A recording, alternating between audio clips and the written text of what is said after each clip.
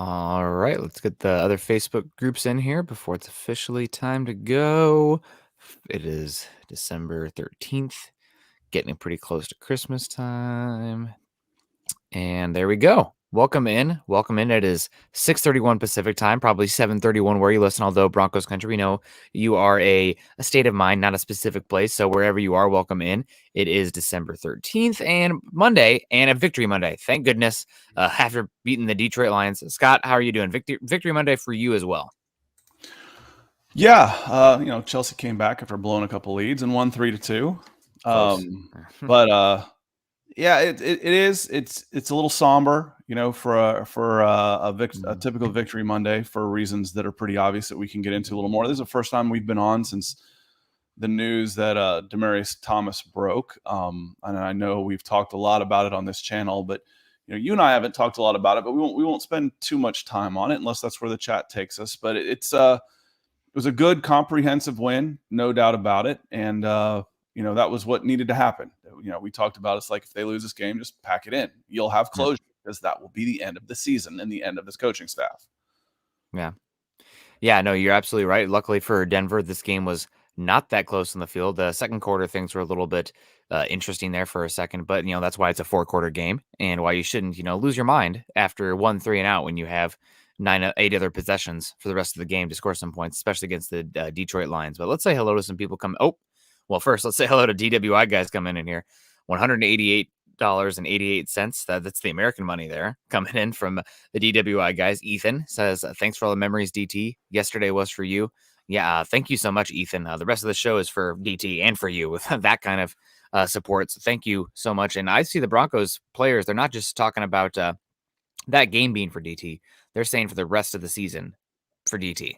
Yeah, I mean, it's obvious how much he meant, to this team. And it's not like, we see this happen every once in a while, with legends, that go by and, I watched him when I was a kid, but, about a fifth of this team played with this guy and, he was around and his legacy was still pretty new. And it hurt. It did. It hurt. And Ethan, appreciate that. The all eights. I don't ever like to use the word "I" when we're talking about something like this, but he was one of my Georgia boys, and I want to take this time to remember several guys from that same class era that are now no longer with us, that were from near me that I covered. And Paul Oliver, former San Diego Charger, committed suicide. Someone near and dear to your hearts, Kenny McKinley. He was from South Cobb High School, not too far from here. So it seems to be hitting a little closer to home way more often than it should. And Demaryius Thomas is just one of the latest. And I think his legacy is going to live on for a long, long time, and not just in Denver, but he touched a lot of people in his time. Yeah, I mean, what a testament. He was such a good football player, obviously, but that wasn't really the resounding talking point or anything surrounding him after his passing. It was, man, DT, what an amazing person. And that, I mean, it's tragic, obviously, but if that's a legacy to leave behind, as good as on the football field as you were, better person. For several reasons, I'm glad he made it, because I didn't know, despite he was in West Lawrence in Dublin when I was covering that area, and he may have come right when I was moving to California. So I never got to meet him. But I scouted him because Dublin, Georgia is not close to where I am. You think of Georgia and, everybody kind of thinks of the South as one location, all those rednecks in the Southeast. Yeah. But I never got to see him play and never got to meet him. So I'm just thrilled that he made it so people got to hear his story, because I didn't know it. I didn't know his story when he was coming out of high school into college. And I learned about what he had gone through after the fact. I was just focused on Demaryius Thomas, the player, and, just what a physically gifted player he has always been. I think I told you before, he was 6'3", 215. He played corner, corner and wide receiver at West Lawrence High School in Dublin, Georgia. So just it's tragic. That's just the best way to describe it. Yes, it is. It is really tragic. I mean, obviously don't want to get into the details too much of it, but some issues stemming from a car crash that he had and having some seizures. And, He's no longer with us, but he still left a heck of a legacy where he's been. And choosing kindness, I think that is something that we could all look forward to, and these shows, choose kindness, and DT always did that, left every room he was in a better place, people feeling better about themselves, and we all could use a little bit of that magic right now. Matters of business, obviously. You guys can follow Scott and myself on Twitter. Scott is at Scout Kennedy, and I am at Nick Kendall MHH. Also, make sure you're following us at Huddle Up Pod and at Mile High Huddle. With Christmas right around the corner, guys, make sure you're also heading to huddleuppod.com. Check out the gear there, the Mile High Huddle swag, as Chad likes to call it, hoodies, shirts, hats, gator, coffee mug. It's all there. So make sure you're heading to huddleuppod.com to check out the gear there. If you are on Facebook and not already part of one of our communities there, make sure you join us. Facebook.com/Mile High Huddle and /Mile High Huddle pod. A lot of conversations there. Anything on the show that piques your interest, add us. We'll continue the conversation. It's a lot of fun. Talk football gives me an excuse to take my eyes away from work every once in a while. Oh, I got to talk Broncos beating the Lions? Heck yeah. Sign me up. That'll be fun. If you're on YouTube, or you are joining us on Facebook, but you have a YouTube, make sure that you head on over there and subscribe to Mile High Huddle, like the show, and share it on your social media platforms as well. That does us a lot of good, a lot of help. And I know that some people, especially this time of year, are not in a position to contribute, like the DWI guys. Ethan just graciously did. But something you can do that helps us a heck of a lot is helping us on YouTube by subscribing, liking, and sharing, not only from Mile High Huddle, but also Scott's channel at youtube.com/C/Scott Kennedy. Cryptocurrency is the future, so don't get left in the past. Bet with mybookie.ag, and you can get in the game right now. To get you kickstarted with crypto, use your promo code MHH to double your first crypto deposit at mybookie.ag. The best part is MyBookie accepts well-known cryptocurrencies such as Bitcoin and Litecoin, so you can bet and withdraw with your crypto. And the NFL playoffs are around the corner. Last week, we told you the Buffalo Bills and the Tampa Bay Buccaneers were facing off in a potential Super Bowl preview, and I hope you bet the money line like we told you several times last week. Don't miss out. Double your first deposit of up to $1,000. Yes, you heard that right. Double your first deposit by using promo code MHH. Head to MyBookie today, place your bets, and watch the sparks fly. Bet anything, anytime, anywhere with MyBookie. Yeah, that's right. And let's say hello to some more people in here. We got Luke Wright. What's up, guys? Good to see you, Luke. We got EJ in the house. Good morning, Nick and Scott in Broncos country. Always good to have EJ in here. And I got JJ also. Good morning, Nick and Scott, and good morning, Broncos country. Victory Monday. Yeah, guys, enjoy that Victory Monday. They're not guaranteed, and we only have 4 more chances for Victory Mondays at the Broncos in the regular season. So, no guarantees. Enjoy it, live it up. Have that second cup of coffee. Dave Glassman in the house with the hearts in the 88. Thank you so much, Dave. We got Mo saying, poor Lions fans. If I was a Lions fan, I would be like, this is it's unfortunate we got beat like that, but we were sick, and also we're that much closer to a top 2 pick where we can get a Hutchinson or a Thibodeau. So that was always the plan. Right? This is always what was likely to happen for the Lions. Well, and you're watching that, and someone have said someone takes actually people do listen to me every once in a while. I'm always surprised when they repeat what I say because I'm not sure anybody's ever listening. But someone says, I thought you said NFL teams don't tank. They don't necessarily tank as far as, they're not going out there and intentionally trying to lose. But when you're 1-10, you've got an injury list that's this long. That list, when you're 10-1, shrinks. You have a little bit less incentive to go out and play. You might not be playing if it's questionable. You know what? I think I'm going to sit this one out, coach. And you saw that, it might have all been legit, sick bugs going around, some injuries decimated, but my gut feeling tells me if this was a more competitive team, you would have seen more of their first teamers out there. So this was a team that was decimated by this season, for lack of a better way to put it. And you bury teams like that in a game like this. When you're going for the playoffs and they're looking at a top 5 pick, you bury them. And the Denver Broncos did just that. Yes, they definitely did. We got US Dave in here saying that today will be overly giddy with how good we are. I'm really hoping the Broncos don't have a letdown this game. I said going into it Saturday night that this game just really feels like the Jets, where the Broncos should just overwhelm their opponent, just like they did the Jets. And after the Jets, everybody remembers Broncos' first loss of the season versus Baltimore, which was a pretty ugly game. Now we got another AFC North opponent coming to town. Hopefully you can have or avoid that kind of letdown after a solid win. But you never know. It's a week-to-week league very much this season. and Denver could lose, Denver could win. But it should be a great game next week. We got Albert coming in. Good morning, all. Good morning to you. Sean's in the house. Good morning, all. Thanks to be running the.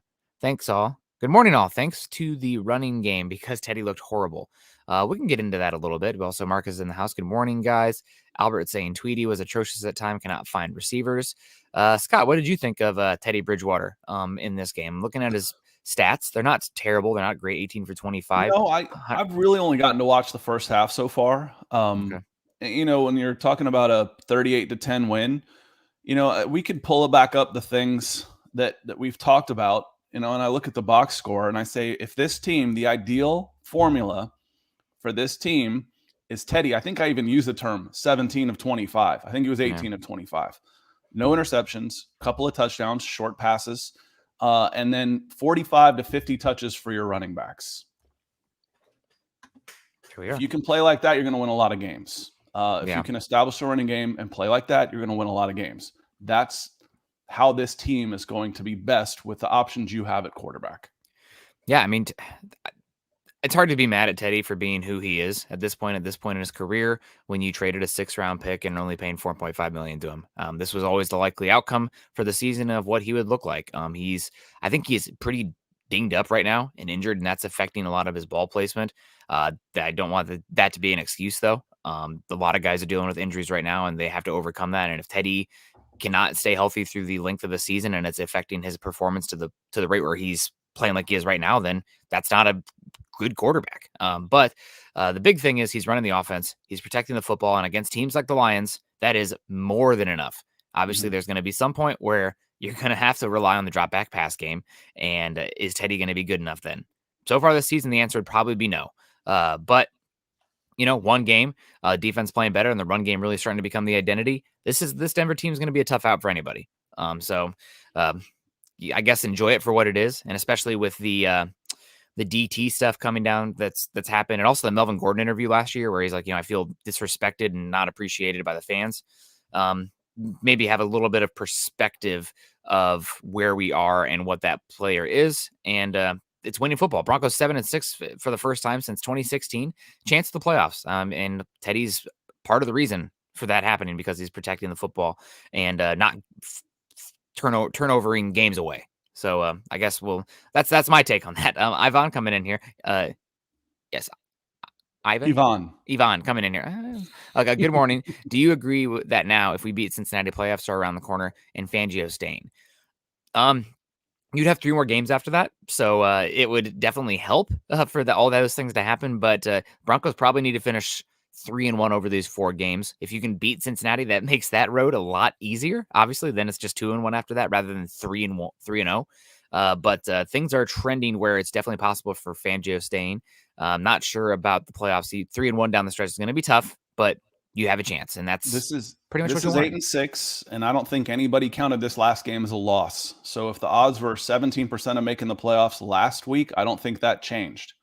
If anything, it changed because other teams. What now? It would have changed because other teams struggled as well, and made the path statistically easier. Like the Bengals, the lost, I believe, but that may Buffalo make them a little more motivated to come out this week. I've always pointed to this Bengals game as the key game. But even if you win this one, you're 8-6 with 3 games left, so 8-9 is still on the table. Yeah. So do I agree that let's see, when the playoffs are on the corner? Not yet. I'm not there yet with this team. I'm thinking 9-8 looks like the most likely outcome. 8-9 isn't off the table yet, and going 10-7 I still think is kind of a long shot. Dave came in on YouTube and Facebook. Appreciate the stars, Dave. As always, the support on both sides, that certainly helps. And Shane comes in and says, morning, Nick and Scott. Great game yesterday all around. That was playoff-style football. Love the memorials for DT. RIP 88. Listen, what gets me, I'm really a softie at heart, kids' movies and commercial animals. They affect me more than they should. And I was actually pretty good with all this until I was walking. I went for a walk during the first half because I was listening to it on the radio. And as they were describing, the empty X position with, the word empty, that still gets to me. I watched that again this morning, and it still gets to me. I thought that was fantastic from the Denver Broncos and the Detroit Lions. I thought it was really well done. Yeah, tip of the cap to the Lions and Dan Campbell for not accepting that 10 men in the huddle penalty because, I mean, they could have, I guess, but that was good for them understanding there's some things bigger than the game, and that's definitely qualifies there. So thank you very much, Shane. We got also Miguel coming in saying, good morning, fellas. Glad Denver got the dub for DT. My favorite DT moment was when he caught that touchdown, number 7 against the Ravens. I was at that game, man. What a game that was. That starts at 2013. What a lot of fun and pretty jealous of you. I've been to 7 Bronco games in person. I'm 0-7 in games I've seen from Denver. So I'm glad you got to see a fun game like that, man. I had a lot of fun after that one. I remember going down to the bars in undergrad and being like, holy cow, Peyton Manning, welcome. That was a magical season. Yeah, and I complain about the cost of events and stuff like that, but if you can even get one of those, it's just it's priceless. To get the MasterCard commercial, it's priceless to have a memory like that. So I'm glad you were there and get to relive that one in your mind over and over and over and over again. Yep, that's why very much an advocate of spending money on experiences, not possessional things. And you have that experience and that memory forever. So jealous, and I'm glad you get to have that. Leroy Williams coming in saying, hey, with our defense, I'm all in bringing Vic Fangio back, but he must get rid of Shermer and the special teams coach. What do you think? I think that if that people don't want to hear this, but I think Shermer had a pretty good game plan this last week. I mean, there was some that scripted drive was beautiful. And the run game, he's really starting to get much more nuanced in his run game. You're seeing a lot more counters, pins and pulls, traps, rather than this classic inside zone running into the back of the defense. And he's leaning into what his team is best right now. So call me a Shermer apologist if you want, but there's worse guys out there. And I think he's been okay this season, considering the limitations they have in pass protection and the quarterback position. So those are the big ones. And if Fangio's back, I think Shermer is going to be back as well. I don't think that you're going to see the complete upheaval because we've seen it before. You tell the head coach, you can come back if this guy is gone. The coach says, nope, I'm gone then too. And I think that would be the case with Shermer and Fangio. I don't think he has that loyalty to Tom McMahon at special teams, but if Vic Fangio's back, I think Shermer's probably back as well. Well, I think the most important aspect of being a head coach is man management. And that comes not just with your team, but with who you select to be your trusted lieutenants. Yeah. So, if I think that you've picked a terrible staff, I think those are firing moments. Going back to grab your coffee, everybody, going back to Dan Quinn. Dan Quinn lost me as a supporter when he hired and then didn't fire Steve Sarkisian after the first year, handing over. So to me, those decisions go hand in hand. Yeah. Your coordinators are really running the games. Those are your two most important positions. And Fangio is a defensive coordinator. Yeah. But you're not going to keep him as a defensive coordinator. So his ability to manage the rest of the team is how you judge him. And if you think that his coaching hires are atrocious, then he's got to go. Yeah. Yep. Yeah, it's definitely a part of it. I think that right now it's a coin flip. We got 4 games left. How these next 4 games goes will probably determine if Fangio's back. So, we're not going to get ahead of ourselves, just 1 week at a time and take in that new data and evaluate from there. Liam coming in saying hello from the UK. Hello to the United Kingdom. Cute puppy pic. Great results last night, but like you've all said in the past, we've done what we do best: beat poor teams. Yep, that's it's very true. But guess what? The Broncos aren't the only team. People get so upset at the game doesn't matter. They beat the poor teams. Every single team. The Lions have 11 wins now? Do those other 10 losses to those other teams not count and are padding those teams' stats and helping them? No, they count. And you could not easily, but you still have to go out there and win these games. It's not like Alabama versus Southwestern State School of the Blind State Tech. That's not the kind of game here. It's still an NFL team you're going up against, and you have to go out there and get the result. Denver did. You can't fault them for that, but we're not planning a parade either. Yeah, you just made my argument against expanded playoffs. There's a lot of poor teams. See, that's the problem with the parity, the forced parity, is you got a bunch of 6 and 7, 7 and 6 teams who are bad football teams that are alive in the playoffs. And how exciting is it? Well, there were 10-5 no-shows yesterday for a playoff, for a team that's in the playoff hunt. That tells me something about the product that's being put on the field, and if this is really the way you go, because there were a lot of teams and still are a lot of teams in the playoff hunt, in the playoff picture as we keep expanding the playoffs. And there was some just awful football played yesterday. Yeah. But get off my lawn. The afternoon slate was amazing. Playoffs. I like the full season. I loved getting up on August 28th and watching number 3 Texas against number 9 Ohio State, and that was a playoff game. Now it's like, meh, I'll wait until the end of the year and see where they are at the end of the season. So yeah. Anyway, the Broncos, the Falcons are both alive in the playoffs, but are they really contenders? I don't think so. Yeah, Denver's a contender for a playoff spot, but beyond that, no.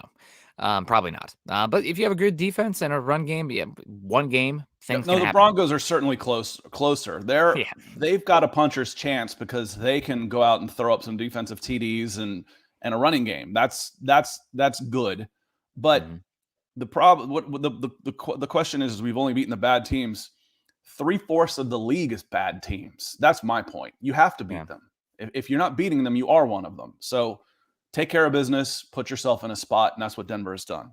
Yeah, and it's pretty obvious this is a better team than we've seen in a while, almost in every aspect. So, Wicked Royalty, good morning. Let's keep it rolling all the way to the playoffs. Playoffs? Let's do it, Wicked. Greg Smith coming in saying good morning for Broncos for breakfast. The morning after. Brian Flores, what's up, fellas? DBA's in the house. Good morning to you. Keith Cummings, great to see you.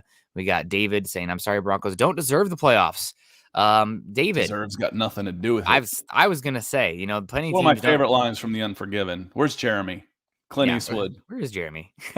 That was a deserve or not. You have 4 games. If the Broncos come out of this next 4-game stretch 3-1 against the AFC West, two games on the road and the Bengals, they'll deserve the playoffs. You go 10-7, you've earned it. 9-8, and you're a charity case.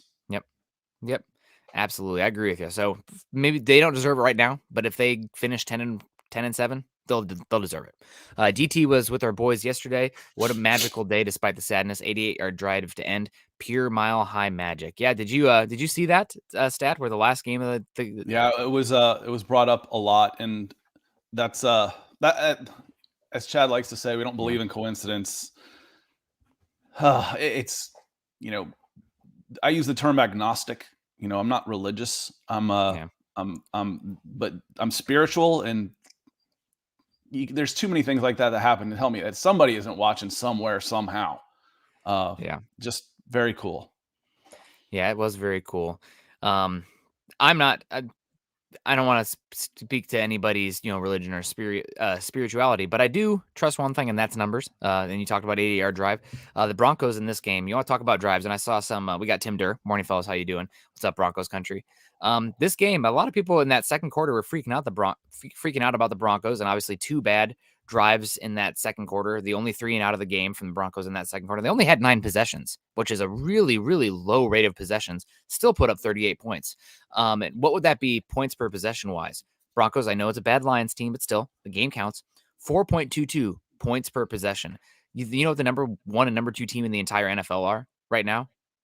The Los Angeles Rams and Tampa Bay at 2.78. Broncos almost doubled the points per possession of the best 2 rates in the NFL. Again, it's just the Lions, but still, I think people need to have some perspective of how good that offensive output was yesterday, how efficient it was. And that was 38 offensive points too. You weren't statted by a fumble return for a touchdown or a kickoff return for a touchdown. That was pure offensive touchdown. So 4.22 points per possession. Amazing. The Broncos also, I think one of the best things we saw yesterday, 5 for 5 in the red zone. 5 trips down to the red zone, 5 touchdowns. The Broncos came into this game with one of the worst touchdown rates in the red zone in the entire NFL, 27th at 0.525 touchdowns per red zone trip. Dreadful. So going 5 for 5 yesterday, again, it's just the Lions, but this can be very much a get-right game for working out some things. And Teddy only had 1 sack. He looks very injured to me right now.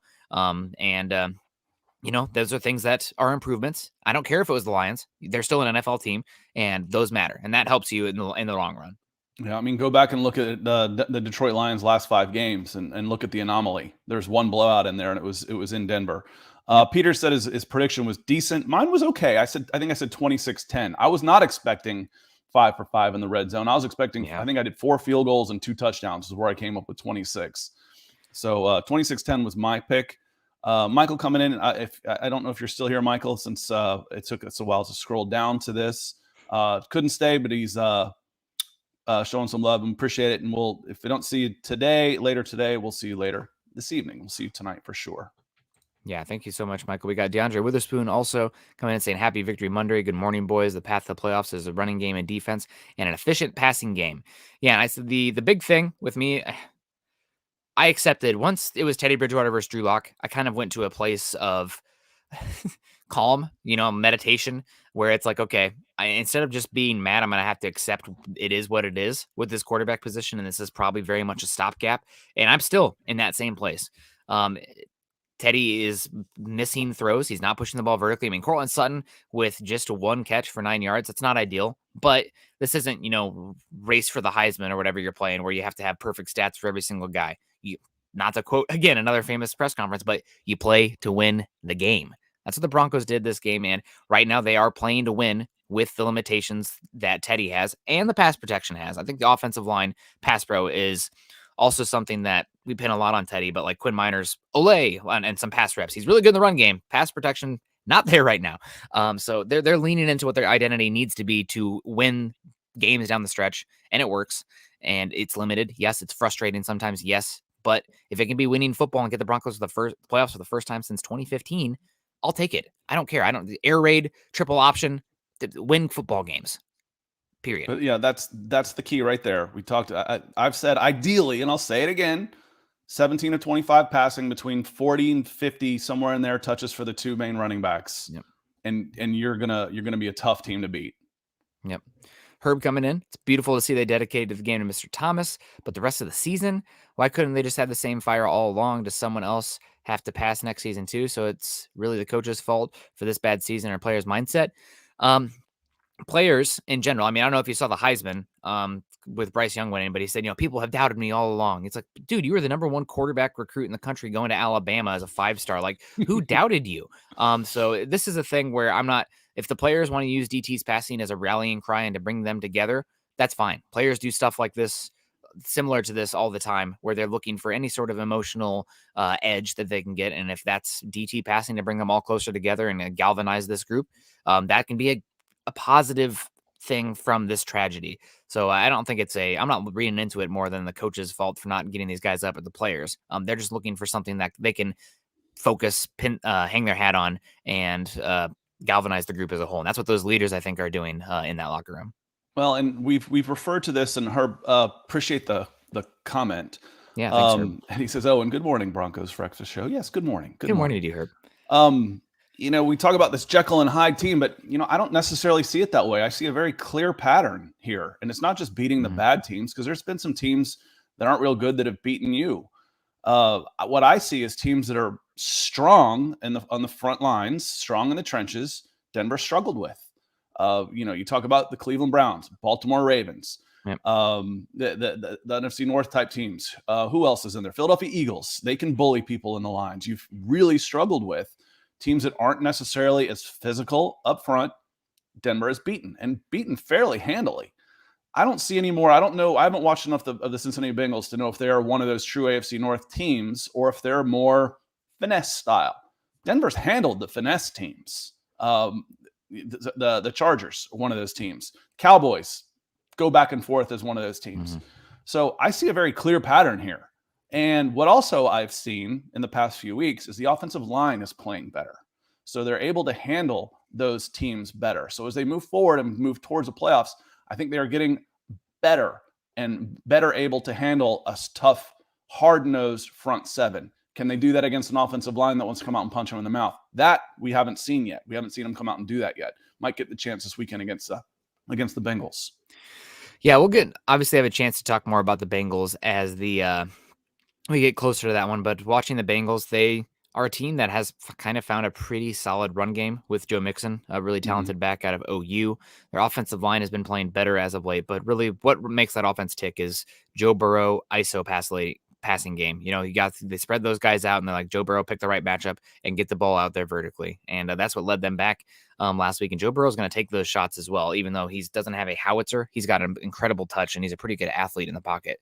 So it'll be a fun game. The Broncos cornerbacks, defensive backs, they're going to get tested there in this next game. I'm really curious to see what happens with the slot position. Also, the Bengals have 3 awesome wide receivers, one of the better trios of wide receivers in football this season. Honestly, it was one of the best 5 set of weapons in football when you're talking 11 personnel. So it'll be fun. And I'd it'll feel be better with the Broncos against good wide receivers than I would against a monster running game. Like if you flip these two teams and said, I'm sorry, if you just took the Broncos and ran offense versus defense, I think the Broncos offense would do well against the Broncos defense. Take if they're going to come out and they're going to run Pookie and Melvin Gordon at you until you say stop. I think you struggle against the team that you are, which is kind of ironic. Usually there's kind of an identity on both sides, but right now I don't think the defensive front is holding up quite as well as the offensive line is progressing. And Yvonne coming back and says with the salary expectations that Teddy has, he will not be back right. Well, 1, we don't know what his expectations are. 2, it doesn't matter what your expectations are. It's what the market will dictate. And 3, will that be enough, whatever the market is, to make him keep playing? Or would he just say, you know what, I got my $50 million in the bank, I'm done? I don't think he's ready to be done.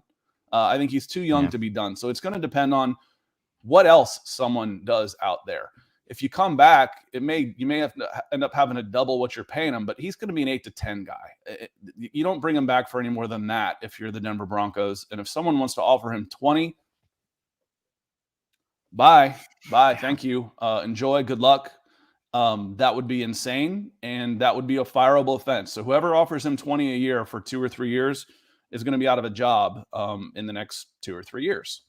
Yeah, I saw it was Ryan Edwards, I think, yesterday, saying that Teddy is going to be looking for $25 million a year. Obviously, looking is different than what the market may dictate. Yeah, talk. Exactly. I'm looking for $25 million a year too. Do you see it over there? Yeah, you see it over there. I'm looking too. I don't see it anywhere. Land ho. No, yeah, I don't see that either. Scott, we need more of that. Hello. No way. $25 million a year, absolutely not. $15 million for 1 year, or something like that for 2 years. If you can't get Rodgers or Wilson and the contract is easy to get out of after 1 season, maybe. But you're talking about the type of quarterbacks that is the Andy Daltons, the Tyrod Taylors, the Marcus Mariotas, the guys who are obviously bridges. You'd rather get one of those guys and not be committed to them long term than pay somebody a lot for multiple years where you don't have that flexibility to move on. And that's what makes it so I guess less irritating about Teddy Bridgewater. If we were stuck with Teddy Bridgewater, $25 million a year for 3 years, damn, I would be not happy. I would be very concerned. But you're not. You're not paying him much, and he's going to move on in the offseason. And that means that this year it's just a blip, and it's competency, something that we haven't had under center since maybe 2014 even. I hate to be glib about this, but I've said it before. You got what you paid for. Yeah. You paid for a bottom half type of quarterback. What is a 6th rounder and $4 million? You're getting, if I do a cost analysis and say, am I getting value for what I'm paying? You're in the plus column on Teddy Bridgewater for what you're paying for him. He's outperforming what he has cost you. I think Spot Track. Yeah, I think Spot Track does a thing where they crunch numbers by the position and then say, this is what this person's value's been per dollar this season. And I think Teddy Bridgewater's stats this year have warranted, according to their formula, a $23 million contract. And he's only getting paid 4.5. So that's a big bonus. But that also just goes to show just how overpaid and expensive quarterbacks are in general. Teddy's kind of the anti-Kirk Cousins, right? Where he's not putting up the amazing stats, but you're only paying 4.5 for him. Where Kirk Cousins is obviously a better quarterback, top 12, top 10 any year, but he's going to be paid $45 million against the cap next year. Well, he's on an MVP pace. We started talking about this last week, and I looked up his numbers. I'm like, whoa, maybe we're selling Kirk Cousins short right now. Kirk Cousins is having a hell of a year. I don't want to pay him $45 million. That's the thing. Yeah. At least he's playing really well. He's got a 30-5 or something touchdown to interception ratio. He's playing on an MVP level. So, are you getting value? I couldn't argue ever paying a quarterback that much in a salary cap type of system. But he is playing really well. Yeah. We got Peter saying Fan had a decent grab, but where were the wide receivers? The wide receivers were limited in a game where the Broncos only threw the ball 25 times. And the wide receivers still did get, 6 receptions or 6 targets, 11 targets, 12 targets. So nearly half the targets out there on the field for the wide receivers. The wide receivers also, I think this is something that is important. Football is a game of spacing and matchups. And even though the Broncos are not utilizing those wide receivers like you'd hope right now, and at some point they're going to have to because they're going to fall behind and you're going to have to play catch up. And those wide receivers are ones that you're going to need to lean on. But it's a spacing game. And if you have 3 wide receivers that opposing teams have to account for, guess who that helps? That helps your run game. That helps the box count.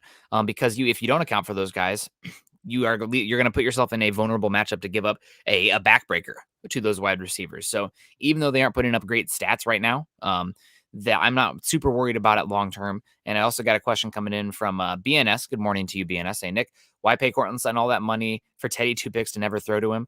Teddy Two Picks, I think, is that's not the nicest name. Come on, we're choosing kindness here, BNS.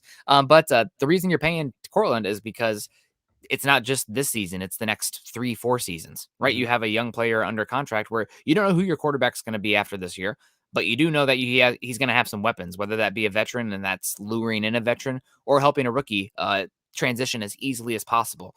So it's going to be, you're going to want Cortland, even though he's not being super utilized statistically right now. He's creating space. You're still going to want Cortland long term. So I'm gonna ask you a series of questions that's gonna lead you to your own answer on here. Did you pay Cortland Sutton more this year? The Broncos, I think they did not pay him more. Nope. No, you didn't. Is Teddy Bridgewater under contract next year? Nope. No, you didn't. So therefore, you didn't pay him for Teddy Bridgewater. You paid him for the Denver Broncos. And the thought is, I've got a young, talented receiver who's 25, 26 years old, and I can get a quarterback. You didn't pay him for Teddy. It's just, to me, more signs that Teddy's not the guy when I'm investing in young wide receivers. Yep. Absolutely. This one I want to get to real quick. We got Mile High Truth coming in here saying, I don't want Teddy regardless. Give me Minshew. Gardner Minshew.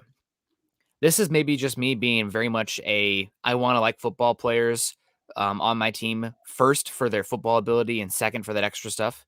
Minshew to me scares me because of the cult of personality. You know, the mullets, the mustache, the long hair, living in an RV, whatever. You already had Tebow.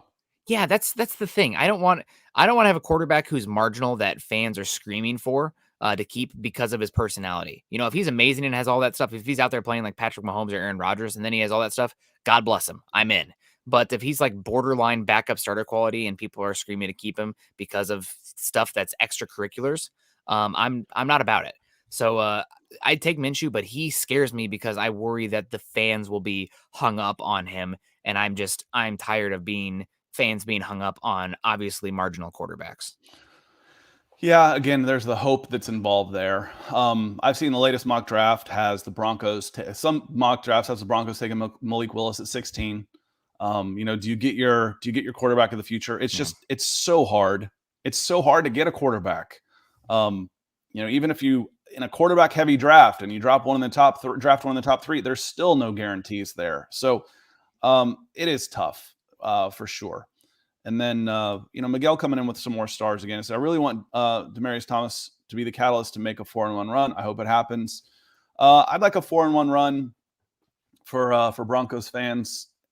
And regardless, if that's the catalyst, okay.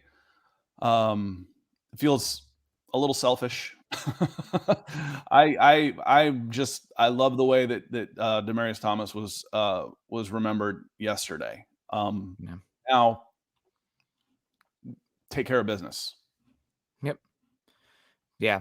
No, you're totally right. Here we got Kayla coming in here saying, I have no expectation moving forward from here. The Broncos have exceeded my expectations as to how they were going to be how they were in past seasons. Do you think the Broncos have surpassed George Payton's expectations, Scott, on this season, or do you think it's still very much yet to be determined, the final 4 games?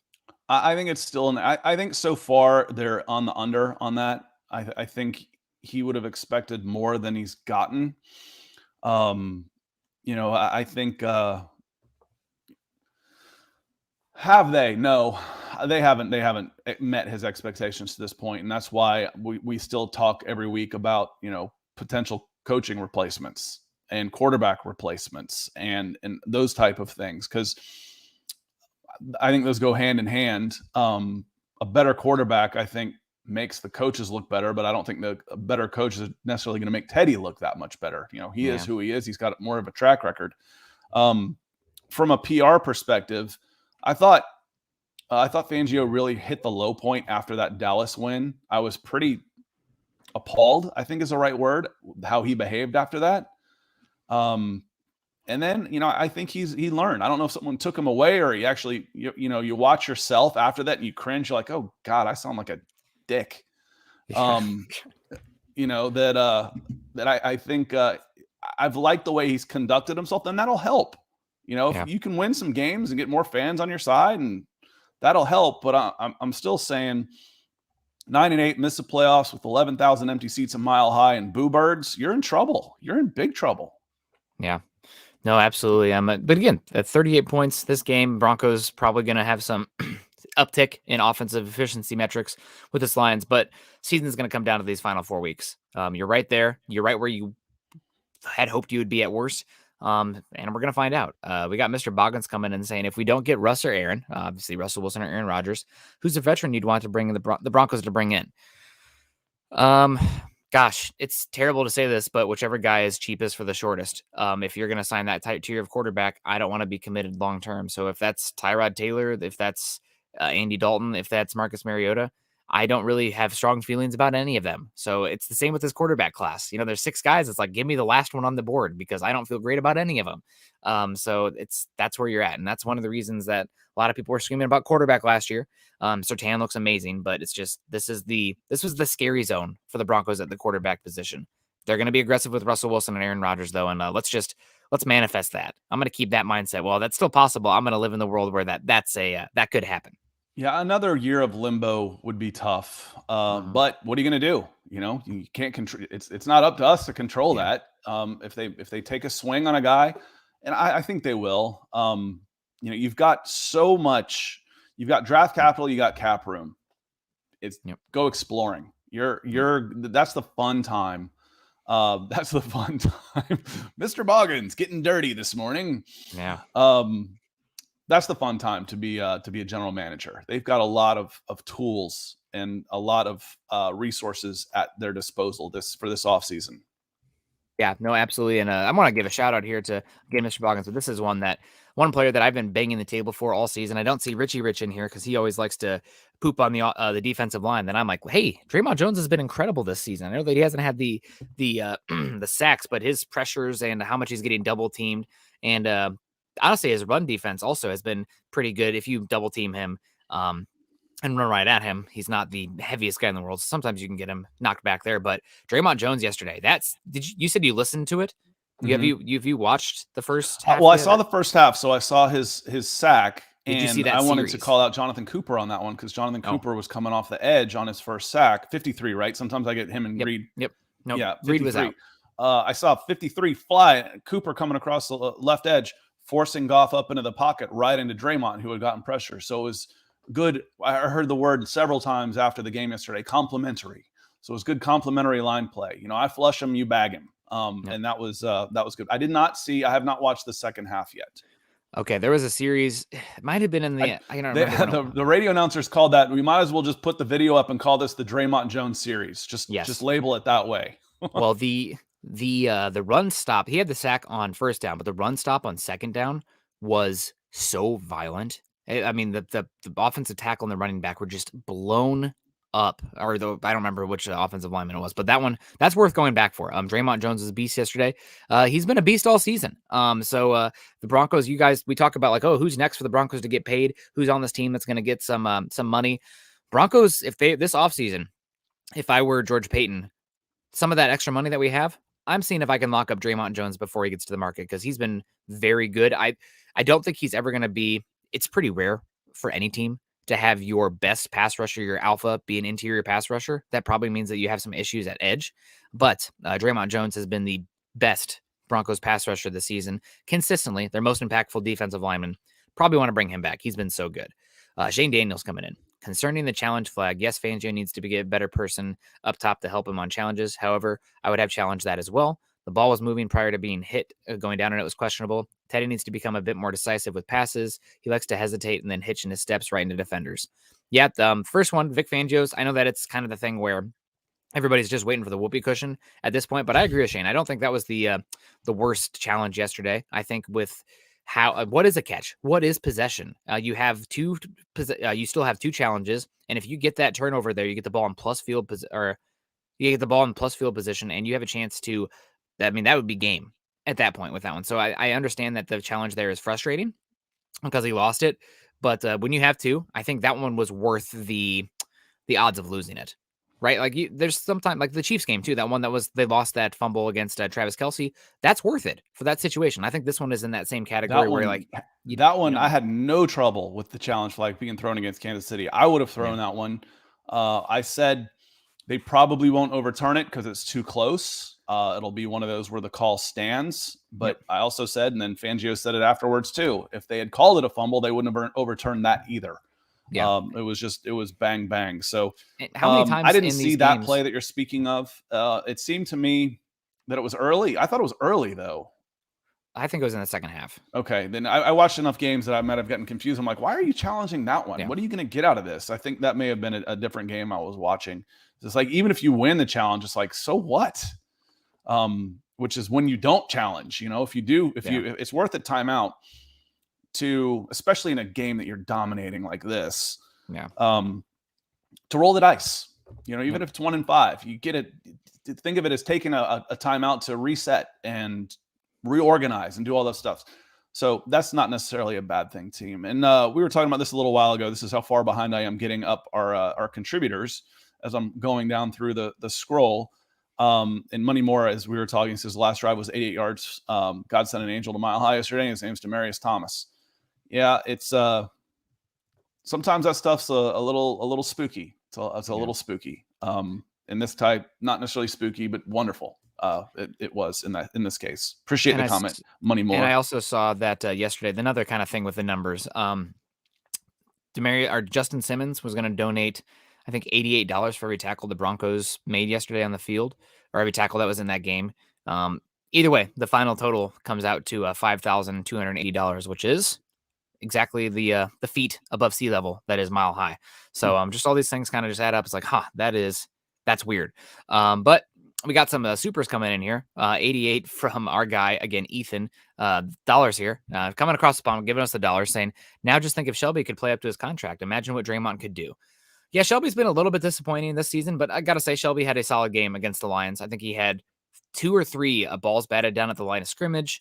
He hasn't been amazing this season, no doubt about it. But also Shelby, I mean, you paid him, but he's really only under contract for 2022 after this. So if he's still struggling next year, you can move on from him. So it's not a big deal. Shelby's not the one who's been disappointing me though on that defensive line. I think Mike Purcell's been struggling this season. He was inactive against the Chiefs. He did not have a very good game against the Lions, getting pushed back. And also I thought Kenny Young had a pretty poor game as well while he was out there. Also of note, everybody's preseason favorite to be starting to displace Josie Jewell, Justin Strenad, looks like he's been surpassed on the depth chart by the linebacker the Broncos traded for from the 49ers to begin the season. His name's even escaping me right now. Is it Micah? No, it's here. Hold please. Micah, Kenny Young, Baron Browning. I'm running out of you're running through so many linebackers. It was the one they traded for special teams specifically before the season started. Not Weatherly. Jonas Griffith, number 50. I don't think he even showed up I don't think he even had a tackle. He didn't, but he was on the field surpassing Justin Strenad, which says all you need to know about Strenad's play and where he is this season. Been very disappointing, but that's what it is sometimes. But Kenny Young, bad game. Mike Purcell, probably a pretty bad game. But Shelby, not his worst. Thank you so much, DWIs. We've talked about this a little bit before. It says, what else is going on there? And Ethan, again, appreciate it. Double eights, 88 to add on to the 188. Look at all these earlier. Thanks, guys, Griffith. I think his name's Griffith. Something's telling me Griffith, Zach. Bradley Chubb had some moments. If Bradley Chubb is playing like Bradley Chubb, Draymond Jones and Shelby Harris gets better. Jonathan Cooper, I mentioned him. When you mentioned Draymond Jones in that sack, what was the first thing I said? Jonathan Cooper. Yep.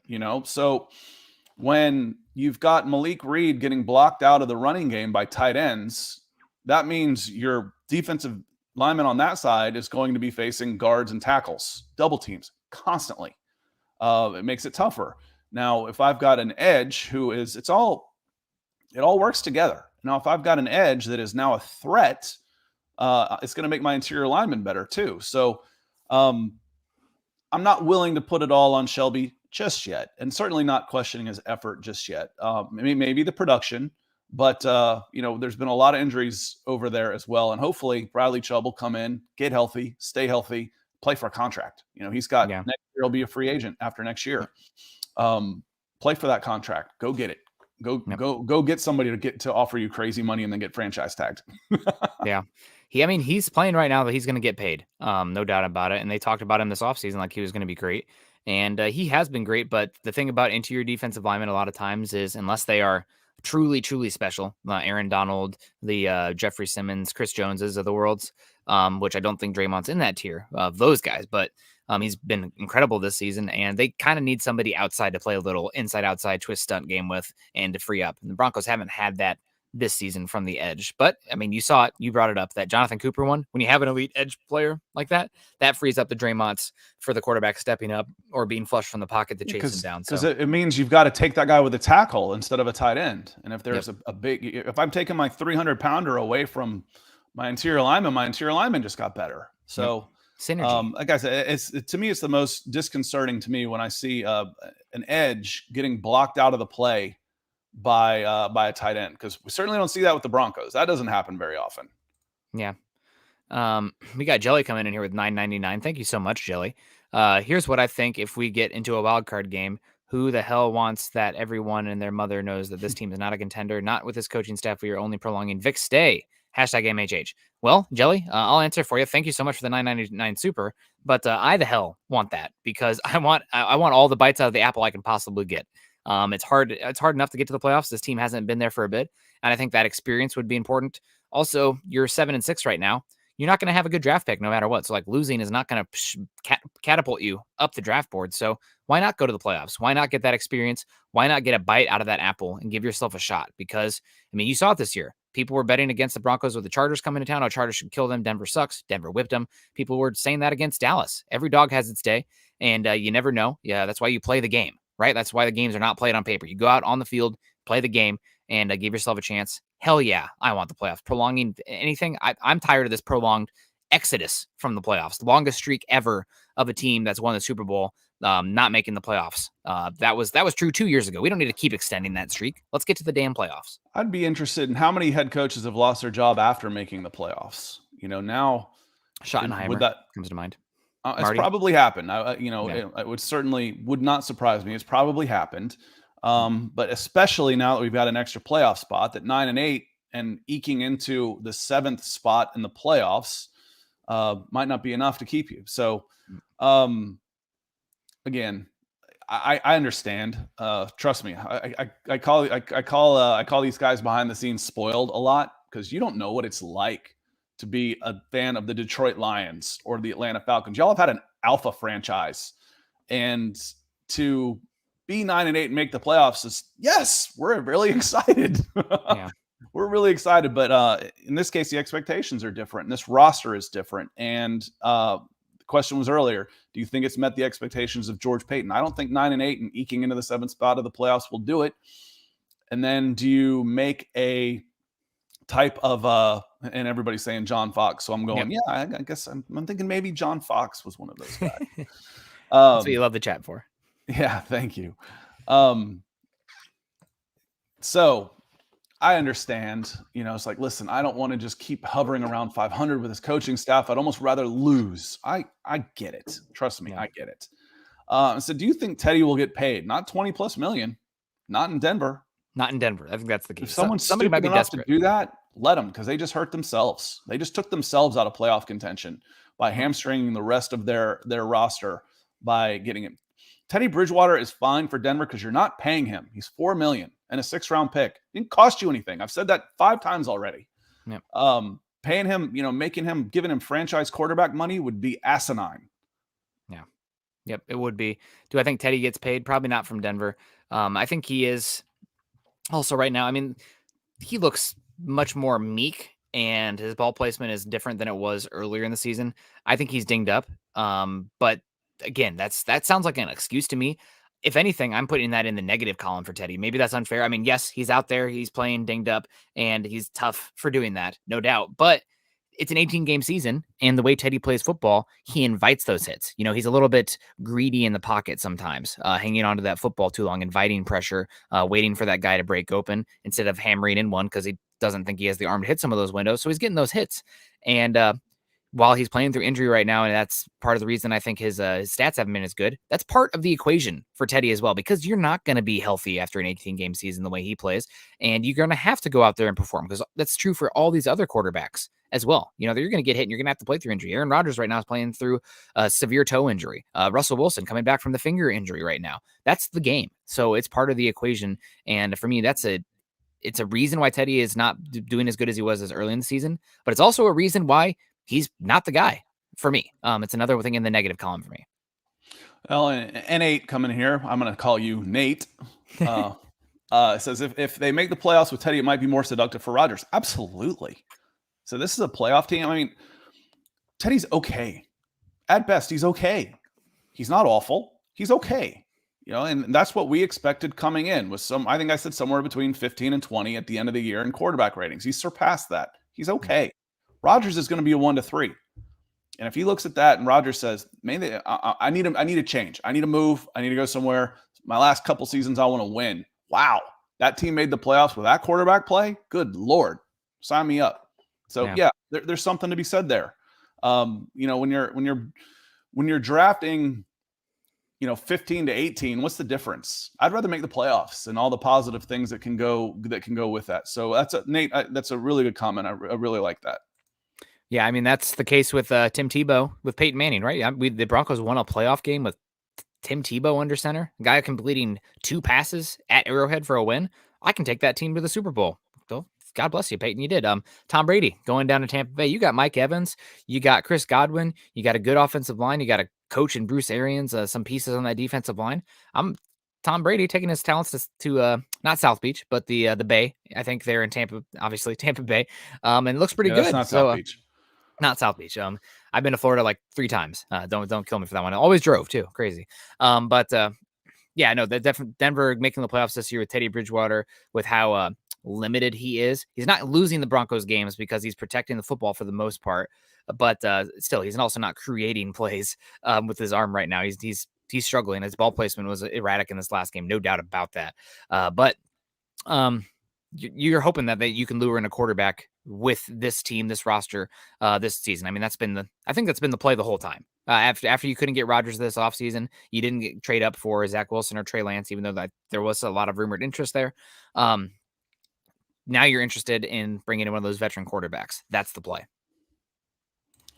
And so Peter Middleton says Rodgers for 2 years or Wilson for 4. Which do you prefer? If I'm going Wilson, I want him for more than 4. Yeah, I was going to say. Yep. I'm thinking if I had to choose there, I'd take Rodgers for 2 years. If I knew I could only have Wilson for 4, if I'm going to take Russell Wilson over Aaron Rodgers, I want Russell Wilson for 7 or 8. And play him where he's close to 30. Now I want Drew Brees. That's what I want. I want another decade. If I'm getting Russell Wilson, Aaron Rodgers for 2 years. Aaron Rodgers is a better quarterback. You're a Super Bowl contender the minute he puts pen to paper. I don't feel the same way with Russell Wilson. I feel like you're a contender with him, but with Rodgers, I think you're in the argument as one of the favorites, honestly. Yeah, no, absolutely. The ratio of 2 to 4, I'm definitely taking Rodgers in that one, because he is a tier above Wilson for me, even though Wilson is one of the top 10 quarterbacks any given year. But with Wilson, you're talking about a guy, both of these guys, played later, so you're hoping that they have healthier bodies compared to most quarterbacks at their age group, right? Because Rodgers sat on the bench for a few years, and Wilson was in minor league baseball and was a grad transfer to Wisconsin, et cetera, et cetera. But if it's 2 to 4, give me Rodgers. You hit the nail on the head, though. I mean, let's say it's 3 versus 9. Then maybe it's more of a conversation. For me, though, this is really. But if people, do you want Rodgers or Wilson? Some people are really in one camp or the other. Whichever one I can get here first, that's who I'm getting. You agreed to send me that quarterback? Hell yes. Rodgers, Wilson, I don't care. One of those guys, whoever can come here first, please God. I would love either of those guys. Well, and I just like the question. Peter. I didn't realize even that was stars until I looked over. So appreciate the stars and the continued support. And speaking of continued support, I look across the top and it says 8s all across, because where it keeps the highest contributors in vision for us. And I see all 8s from DWI guys. And Ethan says, Scott, you were right. Gordon keeping Williams fresh for the stretch run, but I still want a 60-40 split in favor of Pookie. For me, it's all, I want it 60-40 at least in crucial moments. The Detroit Lions, you didn't need 30 carries from Javonte Williams to beat that team. So, I typed out, and I've been using car analogies because I think of running backs like I do cars. They're depreciating assets. So I had to drive 500 miles this last weekend, and instead of putting 500 miles on my car, I got a nice deal on a rental and rented and took it. You've got 5 more games, hopefully at least, of Javonte Williams. Run him into the freaking ground against a team like the Detroit Lions. Give him as many carries as you can. You don't need the best of Javonte Williams to beat the Detroit Lions. I don't need to put extra wear and tear on his body and risk. And I think that was the right move.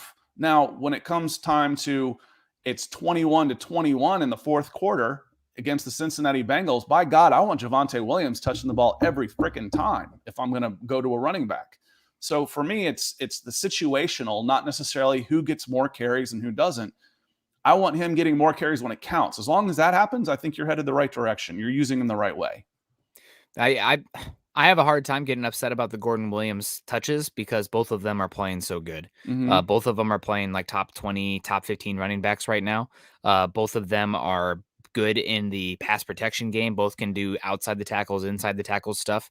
And I think an important factor, you talk about the depreciating value. Well, Williams is a car that's never been out of the state. Like he's always been in a split backfield. He was with Michael Carter last year. This year, you think that in an 18-game season with all the carries that he would be looking as good as he does right now, if Gordon wasn't there also toting the rock? No. You're talking about Teddy Bridgewater right now. The injuries, the hits are starting to add up. That'd probably be the case for Williams as well with how he runs. Now you have 2 running backs that you can keep more healthy, more effective in a per touch basis when they're that good with each other. It's great. And that's the identity of this team too. I mean, imagine if... So right now, this team is obviously leaning into the 2 running backs because that's what they're doing best. And that's also what the offensive line does best. I don't think we talk about that enough as well, how much better they are in the run game than the pass game right now.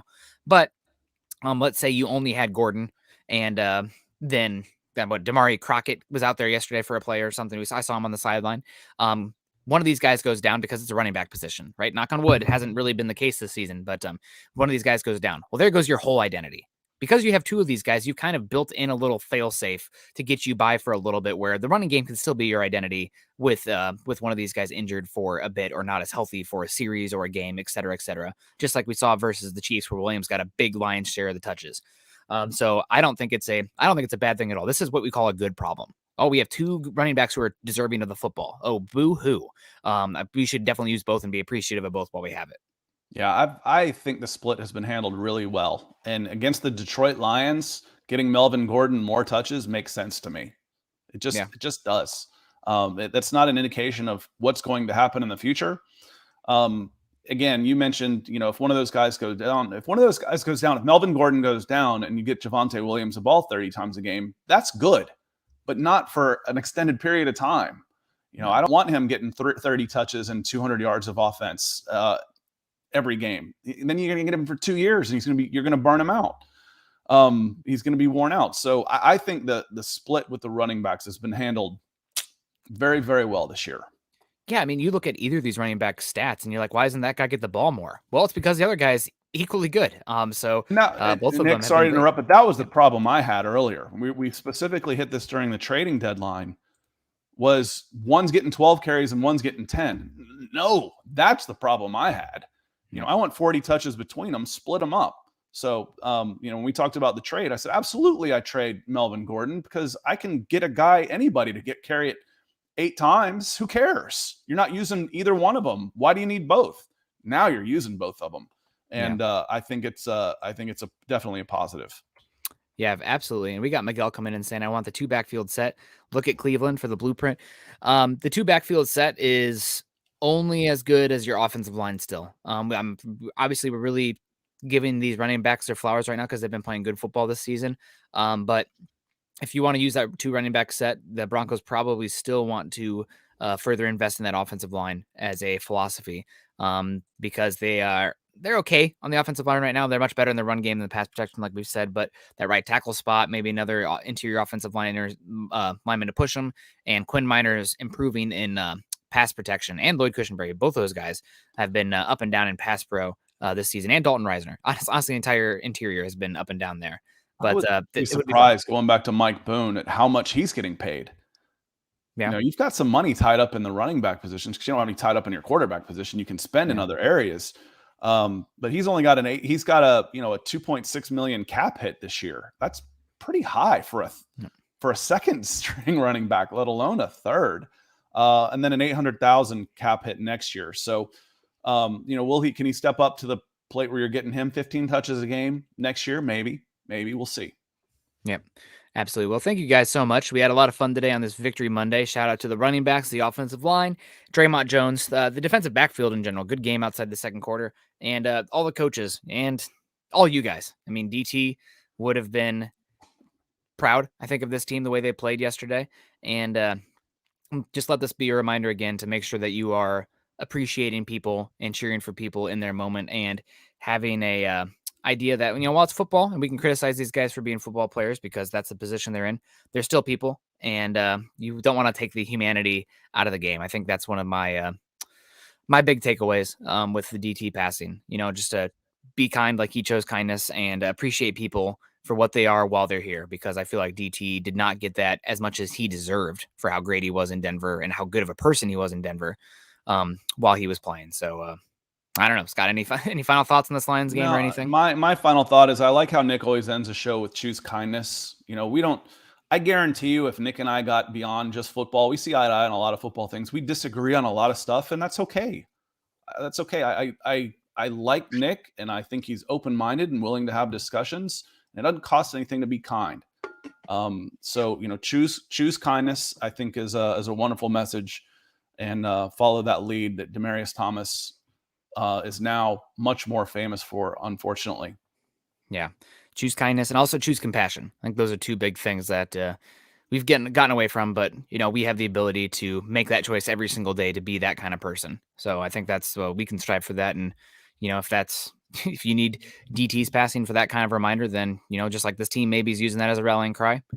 Take it where you can get it. It's a tragedy, but you can use it as a positive thing going forward for not only in the world but your life. So I think that's an important thing.